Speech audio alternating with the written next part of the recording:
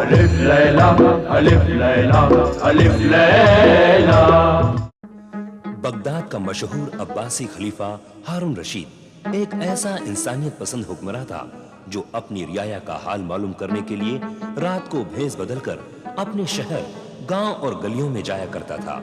इस तरह खुशहाल और जगमगाते हुए बगदाद के अलिफ लैलवी दिन और रातों से बहुत सी अजीबो गरीब, हैरत अंगेज दास्तानों ने जन्म लिया।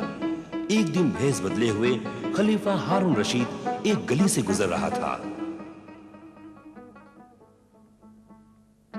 सादिका, हमें अंदर जाने दे। नहीं, अंदर नहीं जा सकते। अब क्या होगा? घबराओ नहीं बुशरा। सादिका, हमें अंदर जाने दे। नहीं, नहीं जा सकते। हमें जाने दे। ये मेरे शौहर का घर है। ये मेरे भी शौहर का घर है।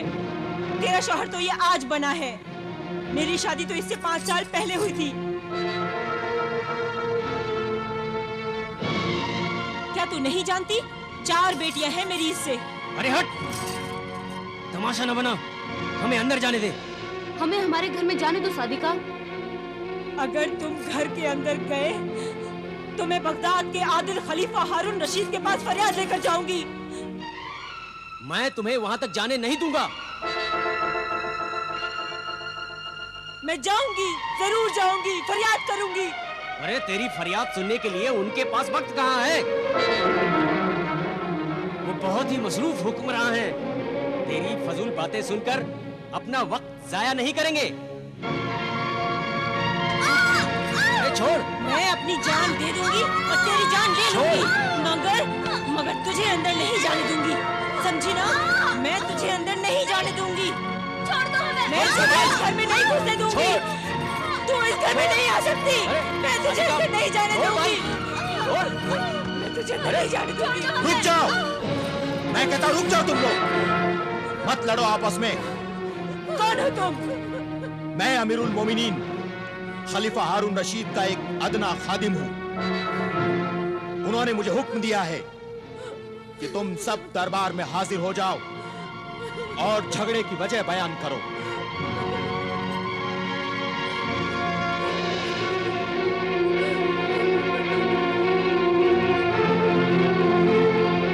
बयान कर फरियादी ज़ौजे रफीक, बयान कर। रफीक और बुशरा, तुम्हें भी सच्चाई बयान करने की इजाजत है।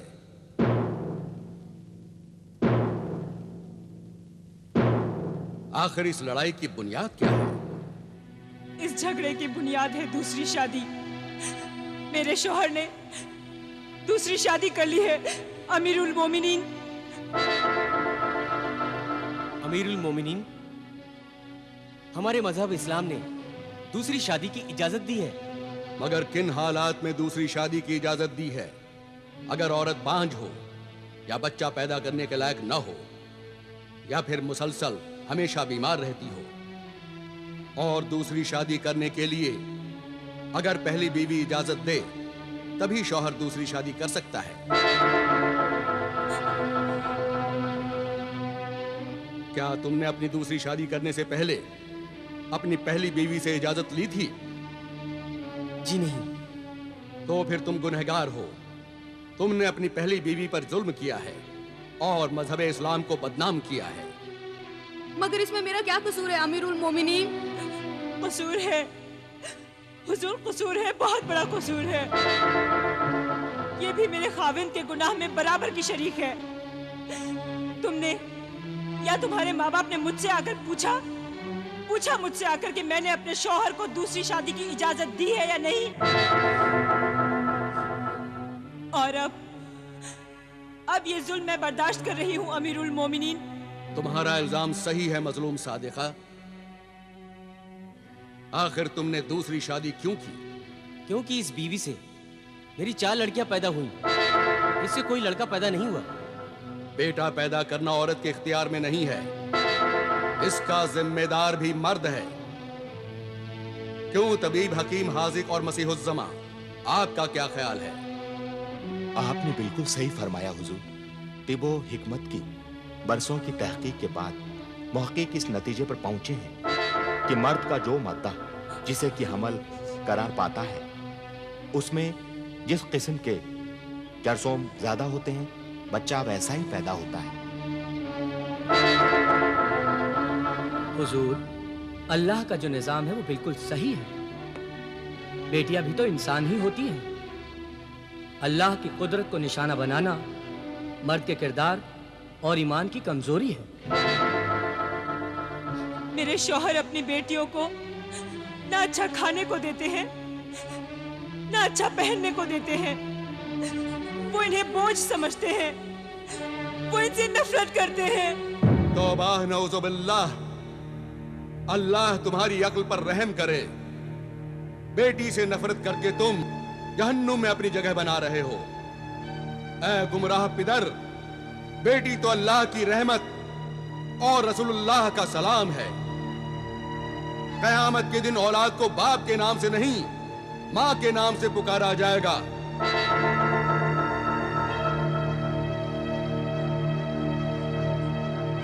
कितना बड़ा दर्जा है औरत का। मां के कदमों के नीचे ही जन्नत है। ये दुनिया औरत के लिए ही बनाई गई है। औरत ने ही बड़े बड़े पैगंबरों को पैदा किया। बड़े बड़े वली अल्लाह, दरवेश, कौम के रहनुमा और मुजाहिदों ने मां की गोद में ही परवरिश पाई है।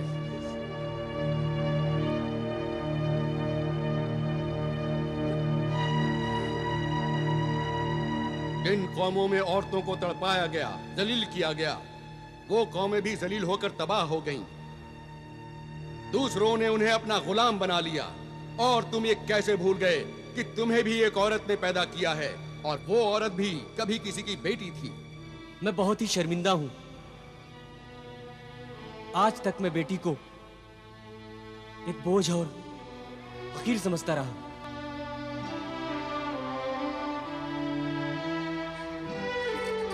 आज आपने मेरी आंखें खोल दी और मुझे बता दिया कि बेटी का दर्जा क्या होता है।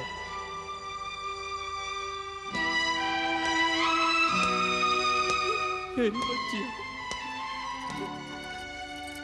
मैं आज तक इन पर जुल्म करता रहा, इन्हें रुलाता रहा, इन्हें कभी प्यार से नहीं देखा। मेरी बच्चियां, मुझे माफ कर दो। बेटियां तो बड़ी मासूम होती हैं।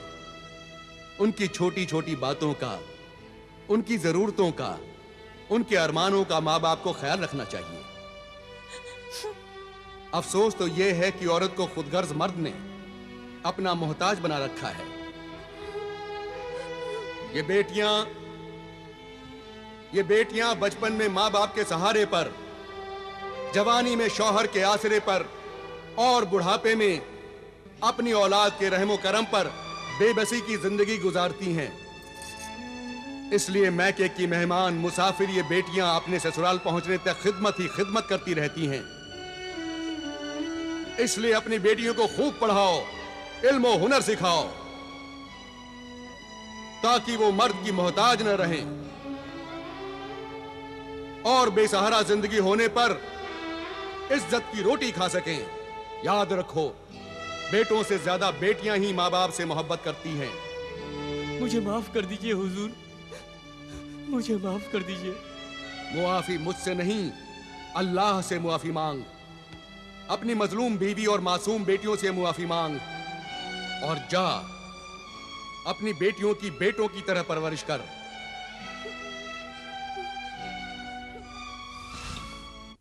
ये हुक्मरान खलीफा सिर्फ तख्त पर बैठकर हुकूमत ही नहीं करता, बल्कि एक मुशफिक बाप, एक मजहबी आलिम, एक रोशन दिमाग उस्ताद की तरह अपनी रियाया के मसाइल में दिलचस्पी लेता है। सिर्फ दिलचस्पी ही नहीं लेता, उनके मसाइल हल करता है और जीने का सलीका सिखाता है। ये गरीब और अमीर दोनों का हमदर्द है। ये सुना है कि खलीफा हारून रशीद की बेगम आलिया जुबैदा को उनसे बड़ी शिकायत है कि वो उनके साथ ज्यादा वक्त नहीं गुजारती। ताज्जुब है। हुजूर अनवर, आज हमारी तबीयत थी कि हम आपके साथ उस नहर के किनारे चहलकदमी करें जो आपने हमारे लिए नहर जुबैदा बनवाई है। यकीनन हमें बहुत ही खुशी होती बेगम आलिया, लेकिन आज आप हमें मुआफ फरमाएं। शाम होने वाली है और हमें अपना फर्ज अदा करने के लिए महल के बाहर जाना होगा।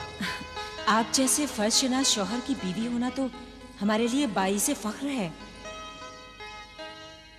और ये तो हमारे लिए और भी खुशी की बात है कि जो वक्त बीवी के साथ गुजारने के लिए होता है वो भी आप अपनी रियाया की भलाई और खिदमत में गुजारते हैं। इसके लिए तो हम वाकई आपके एहसानमंद हैं बेगम, जो ये कहकर आपने हमारी हौसला अफजाई की है। वाकई अगर शरीक हयात बीवी शौहर के जज्बात और उसके कामों में शरीक हो तो शौहर अपने नेक मकसद में जरूर कामयाब होता है। वक्त हो चला है मेरे सरताज, आप जाइए, देर हो रही है। न जाने कितने मौसम गुजर गए हैं, लेकिन हम आपकी सैरो तफरीह की ख्वाहिश पूरी न कर सके। वाकई हम बहुत शर्मिंदा हैं बेगम, खुदारा हमें मुआफ कर दें। नहीं नहीं, मुआफी मांगकर इस कनीज को शर्मिंदा न करें मेरे सरताज।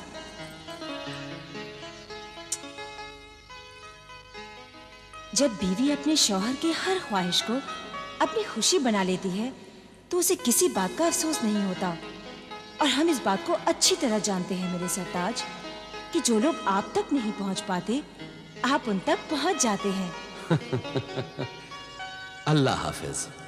अल्लाह हाफिज मेरे सरताज।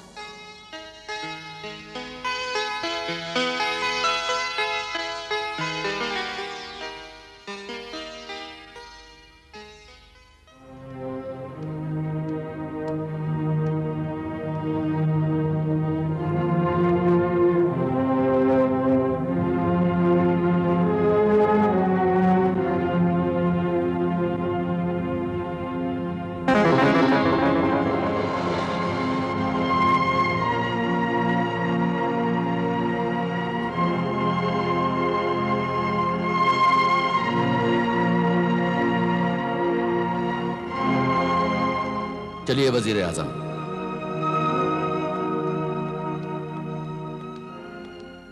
अल्लाह के नाम पर कोई खाना खिला दो, मुझ भूखे फकीर को कोई खाना खिला दो।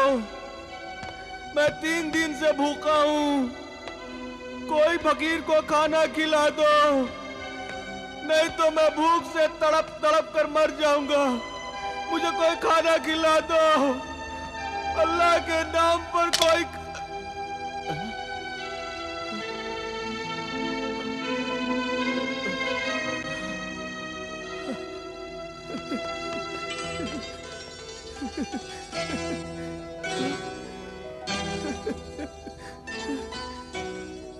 दीनार, 1 दीनार, वो भी सोने का।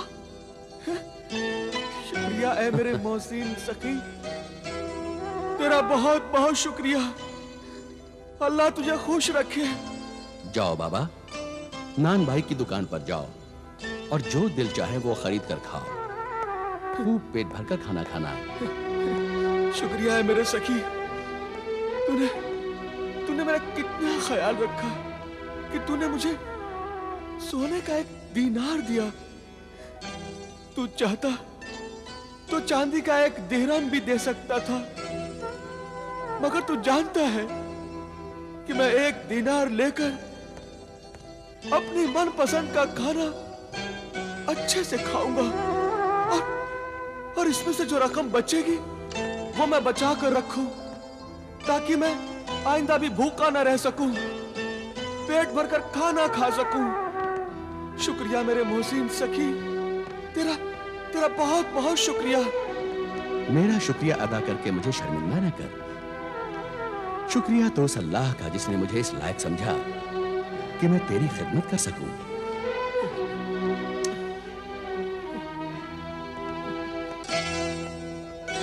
जाओ बाबा और जाकर पेट भरकर खाना खाओ और उस अल्लाह का शुक्रिया अदा करो। हाँ, जाता हूं, मगर खाना खाने से पहले मेरी एक शर्त है। तू मानेगा ना उस शर्त को? हाँ? शर्त? कैसी शर्त?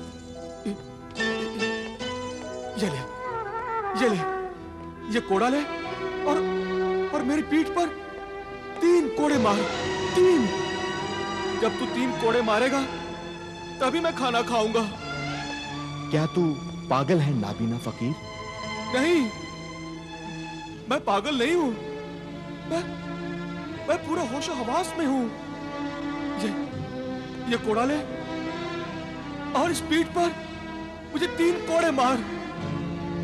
ले, जिसने मुझे भीख दी है, जब वो मुझे कोड़े मारेगा तभी मैं खाना खाऊंगा। नहीं, मैं तुम्हें कोड़े नहीं मारूंगा। मैं अपने हाथों से ये जुल्म नहीं कर सकता। जाओ बाबा और जाकर खाना खाओ। तो फिर ठीक है, मैं खाना नहीं खाऊंगा। जाओ बाबा, तुम हमें परेशान कर रहे हो। अरे परेशान तो तू कर रहा है मुझे। ये ले कोड़ा और मेरी पीठ पर 3 कोड़े मार। रहम कर, मुझ भूखे पर रहम कर। नहीं, मैं तुम्हें कोड़े नहीं मारूंगा। नहीं, तू नहीं मारेगा कोड़े? ठीक है, फिर अपना 1 दिनार भी ले ले। मुझे नहीं चाहिए तेरा ये दिनार। अल्लाह के नाम पर मुझ भूखे फकीर को कोई खाना खिला दो। अल्लाह के नाम पर कोई खाना खिला दो। अल्लाह के नाम पर कोई खाना खिला दो। मैं 3 दिन से भूखा हूँ। मैं बहुत परेशान हूँ वज़ीर आज़म। कोई खाना खिला दो। इस फकीर की भूख, इसकी पुकार, इसकी फरियाद खाना खिला दो। मैं तुम्हें सुन सकता हूँ और नहीं देख सकता हूँ। ए नूर वालों, मुझ बेनूर को कोई खाना खिला दो। तरस खा मुझ बेनूर पे, कोई खाना खिला दो। इस अंधे भूखे फकीर को मारने के लिए मेरे हाथ कैसे उठ सकते हैं? न तो मैं इसे कोड़े मार सकता हूँ और न ही मैं इसकी भूख मिटा सकता हूँ। अल्लाह के नाम पर कोई खाना खिला दो। खाना खिला दो, नहीं तो मैं भूख से मर जाऊंगा। कोई खाना खिला दो। या अल्लाह, तू मेरी नेकी और सब्र का कैसा इम्तिहान ले रहा है। रहम कर मुझ पर और रहम कर इस बूढ़े फकीर पर। या अल्लाह, कोई खाना खिला दो मुझे।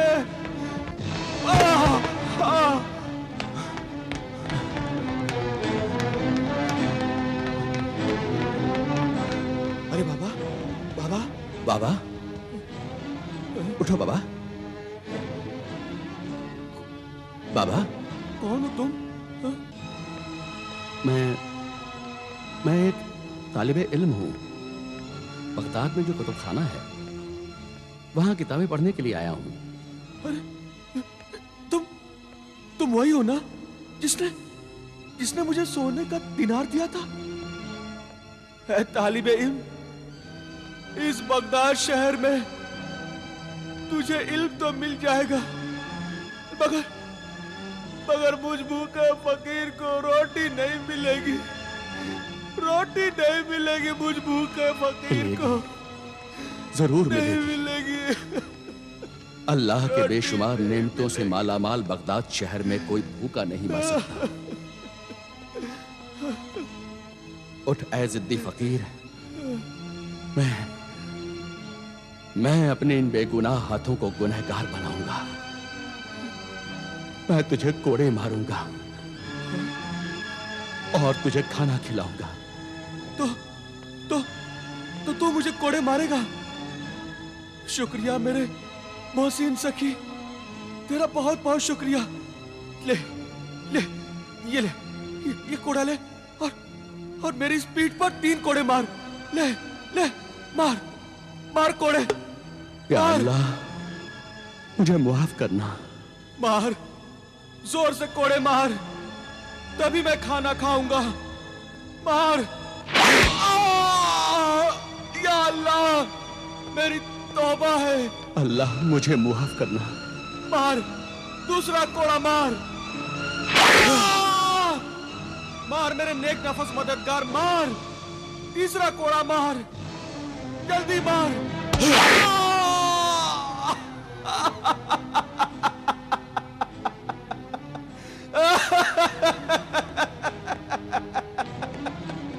अल्लाह, अब वो दिनार दे दे और मेरा कोड़ा भी। अब मैं पेट भरकर आज खाना खाऊंगा। दे मेरे नेक मददगार, और वो कोड़ा भी दे।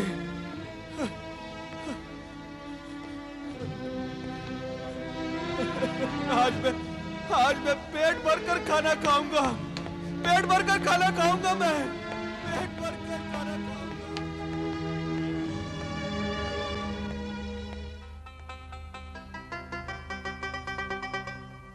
या अल्लाह, तेरा लाख लाख शुक्र है, तूने आज इस भूखे फकीर को खाना खिला दिया। 3 दिन लगे मुझे मेहनत की रोटी खाने के लिए। या अल्लाह, और मेरे उस मददगार की भी मदद करना,